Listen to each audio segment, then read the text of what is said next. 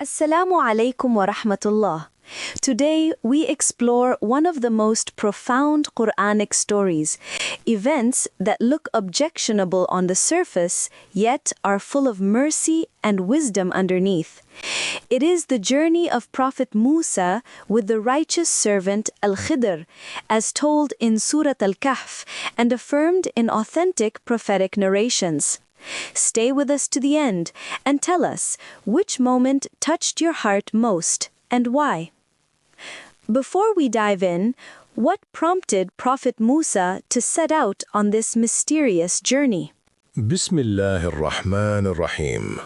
The story begins, according to authentic reports, when Prophet Musa addressed the children of Israel. Someone asked him, "Who is the most knowledgeable on earth?" Musa answered, "I am," thinking from his position as a prophet chosen by Allah. Allah then gently corrected him, because ultimate knowledge belongs to Allah alone. The better answer would have been, Allahu A'lam, Allah knows best. It was a nurturing correction, not anger, teaching that true knowledge is Allah's gift, and that we all always have more to learn. So the correction was a divine refinement, not a punishment? Exactly. Allah informed Musa about a righteous servant at a place called Multaqa al-Bahrain, the junction of the two seas, whom Allah had endowed with special knowledge Musa had not yet learned. How did the journey begin?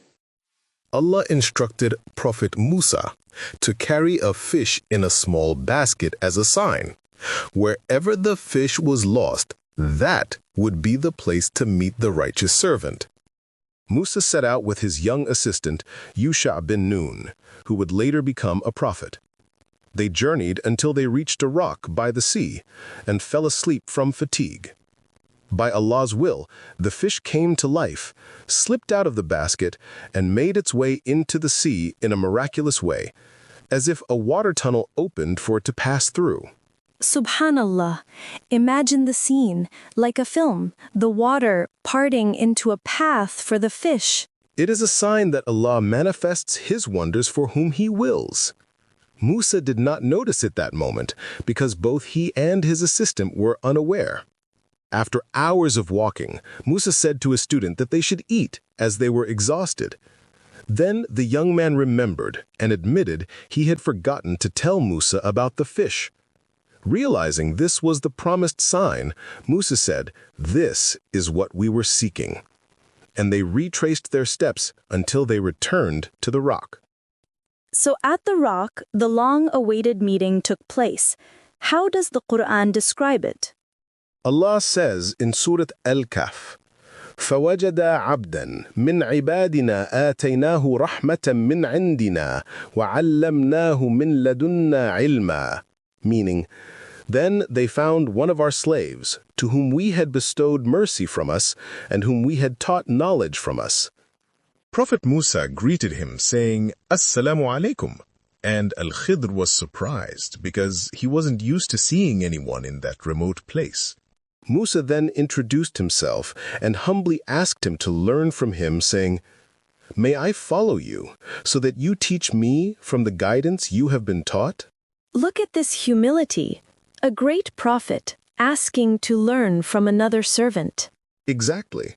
No matter how high a person rises in faith or knowledge, seekers of truth always search for more guidance.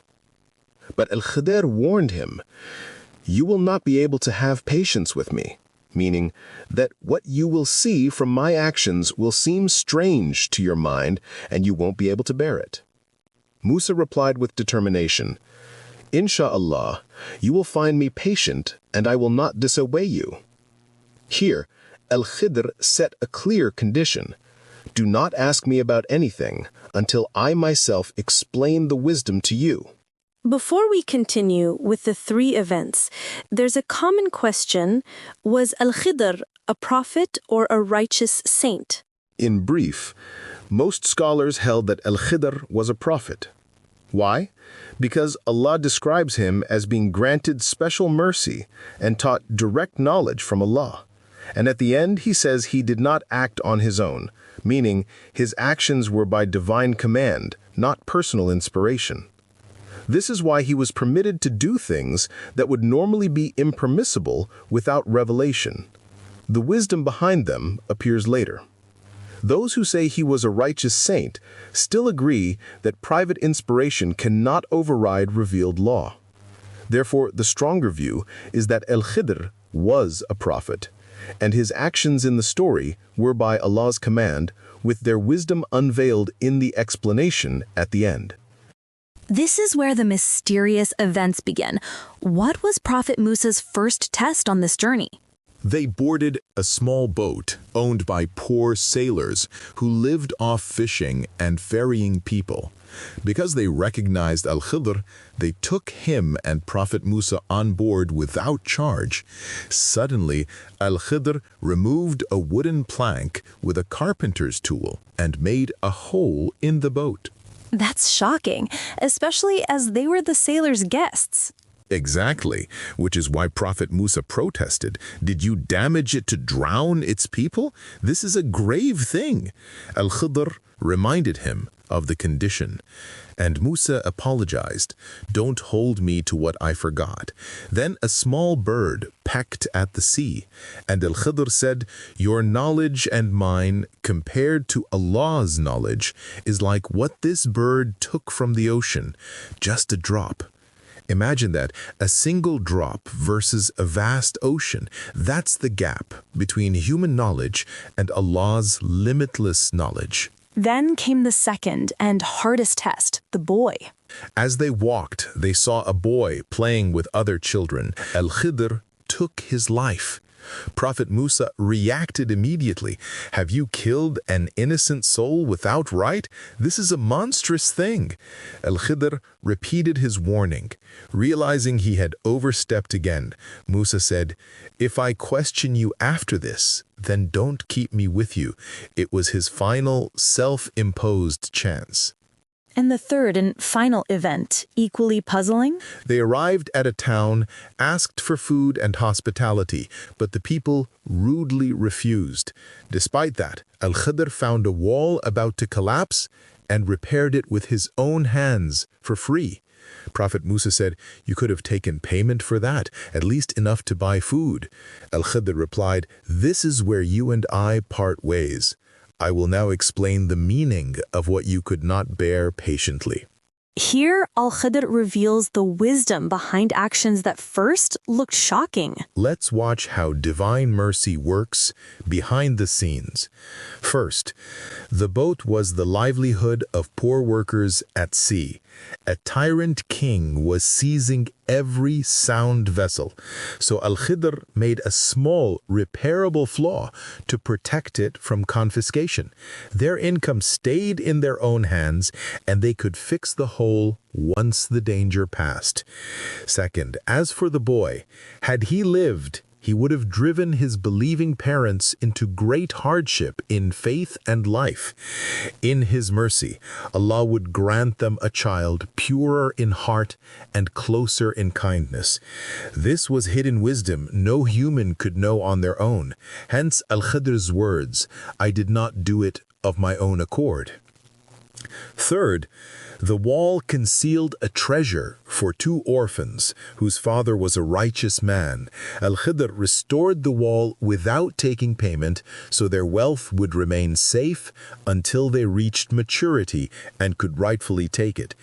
It hints that a parent's righteousness brings mercy to their children. And Al-Khidr concluded, I did not do any of this on my own. This is the explanation of what you could not bear patiently. In other words, these actions were by Allah's command and wisdom, not human judgment. What seemed like a momentary harm was in truth a doorway to protection and mercy over time. Subhanallah, what Musa first thought was harm proved to be mercy. What lessons can we live by today? Many. Here are the most essential. Seek knowledge with humility, even when respected or accomplished. Trust Allah's wisdom, especially when reasons are unclear. Be patient through trials, meanings unfold with time. A parent's righteousness can bless their children. Allah's knowledge is limitless, ours is partial. Not every pain is pure harm. Allah may be opening a good we cannot yet see. Which moment in today's story moved the heart most, and why? Share it below so others can benefit. If this episode helped, please like and subscribe. It helps the message reach more hearts, inshallah.